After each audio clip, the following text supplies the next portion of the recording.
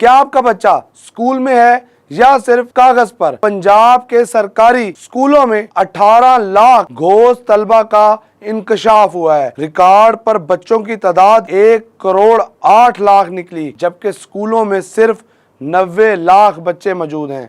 जाली इनरोलमेंट से हुकूमत को सालाना 50 अरब रुपए का नुकसान हुआ है। असातिज़ा ने तबादलों से बचने के लिए फेक इनरोलमेंट की। डाटा इंजीनियर्स ने नादरा के साथ मिलकर असल तलबा की निशानदेही की। स्कूल सरबराहान और तालीमी अफसरान के खिलाफ कार्रवाई शुरू कर दी गई है। अब स्कूलों में असल तादाद के मुताबिक असातिज़ा तैनात किए जाएंगे। सवाल यह है, क्या नंबर्स की रेस में तालीम को धोखा दिया गया या कौम का भारी नुकसान किया गया?